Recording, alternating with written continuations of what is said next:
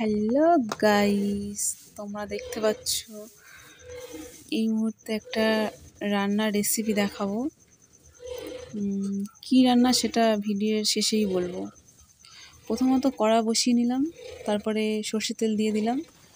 আর আমাদের রান্না রোজ উনুনেই হয়ে থাকে, তাই যা যা আগে থেকে রেডি করে রেখেছিলাম, শুকনো লঙ্কা ব্যাস দিয়ে দিলাম। এটা একটু হালকা হালকা লাল হয়ে গেলে তুলবো। তো আমাদের রান্না সাধারণত রোজই উনুনেই হয়, তাও আবার খড়ের জালে। আজকের স্পেশাল মেনুটা তো অন্যরকম, নিশ্চয়ই দেখাবো। প্রথমত এই লঙ্কাটা প্রথমে তো সুন্দরভাবে ভাজা হয়ে যাক, নাহলে স্বাদ হবে না। ব্যাস হয়ে গেছে।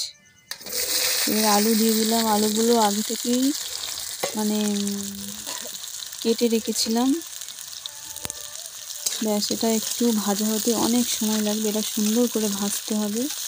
এতে যা দেওয়ার হলুদ লবণ সেগুলো সম্পূর্ণ দিয়ে দিয়েছি। আর এটা ভাজতে অনেক সময় লাগবে। ব্যাস হয়ে আসলেই নামিয়ে নেব। আর কিছুক্ষণ, আমি আগেও বললাম যে খড়ের জালেই রান্নাটা হচ্ছে, আর আমাদের রান্না রোজ উনুনেই হয়। তো কী রান্না কী দেওয়া হবে সেটা আমি ভিডিওর লাস্টেই বলবো। ব্যাস হয়ে এসছে, আলু ভাজা হয়ে এসেছে।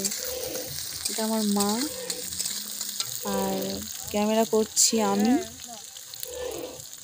মাকেও একবার দেখিয়ে নিলাম রান্নাটা অ্যাকচুয়ালি কে করছে। তো আলুটা অনেক সময় লাগবে ভাজতে অবশ্যই। তার আগেও একটা কথা বলি, প্লিজ তোমরা আমার চ্যানেলটা সাবস্ক্রাইব করে দিও, কারণ প্রথম ভিডিও বানাচ্ছি, আমি অত কিছু জানি না, সবে মাত্র শুরু করেছি।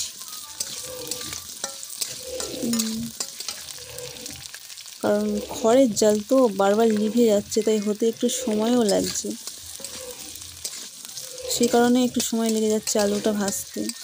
কারণ না ভাজলে এই রান্নাটা হবে না, ভালো করে ভাজতে হবে অবশ্যই। তো প্রায় হয়েই এসেছে। ব্যাস রেডি। এবারে আগে থেকে খুদ আগে থেকে ধোয়া ছিল, পরিষ্কার করে সেটা দিয়ে দিলাম। কারণ এটা হচ্ছে খুদ, চাল ঝেড়ে যেটা বেরোয় ছোটো ছোটো যে চালগুলো, সেটাকে খুদ বলে। তো সেই খুদটাই আজকে রান্না হচ্ছে। এটা আজকে সকালের খাবার, আমাদের সকালে খাওয়ার জন্যই এটা বানাচ্ছে আমার মা। তো খুদটা হয়ে গেল, এবার জলটাও দিয়ে দিলাম। তো খুদটা যত পরিমাণে জল লাগে তত পরিমাণে জলটা দিয়ে দিলাম। তো এবার একটা হালকা চালকা নাড়াছড়া করে তারপরে সুন্দর করে ঠিকঠাক মতো জল দিলাম কিনা সেটা ঠিকঠাক মতো দেখে, ব্যাস জল পরিমাণ মতো দেওয়া হয়ে গেল। এটা হচ্ছে একটা স্পেশাল রান্না, যেটা খুদ চচ্চড়ি। আমার মাও তো এটা প্রথমবার করলো না, প্রায় মাঝের মধ্যেই করে। তো আজকেই বললো যে খুদ ভাত হবে, বললাম ঠিক আছে। তো ব্যাস এবার ঢাকা দিয়ে দিলাম। কিছু সময় অবশ্যই লাগবে হতে, এই খুদটা সাধারণত সেদ্ধ হতে একটা সময় লাগবে না।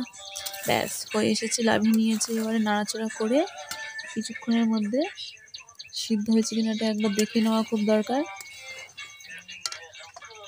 প্রায় হয়ে এসেছে,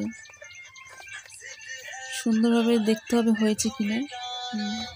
লাস্টে একটু লবণও দিল, কারণ লবণটা হয়তো কম হয়েছে। ব্যাস প্রায় হয়ে এসেছে। তোমরা দেখতে পাচ্ছ কত সুন্দর হয়েছে খুদ ভাতটা, কত সুন্দর দেখতে লাগছে। নিশ্চয়ই খেতেও সুন্দর লাগবে অবশ্যই। ব্যাস খুদ ভাত তো হয়ে গেল।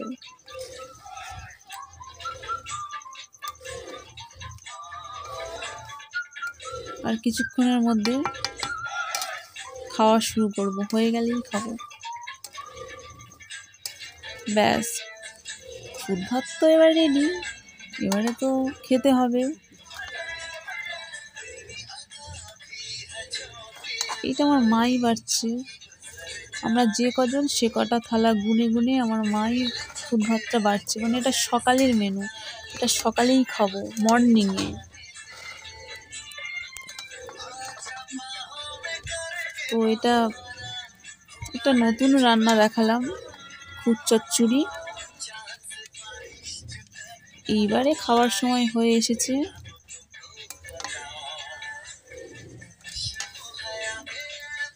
চলো এবারে রেডি, টাটা।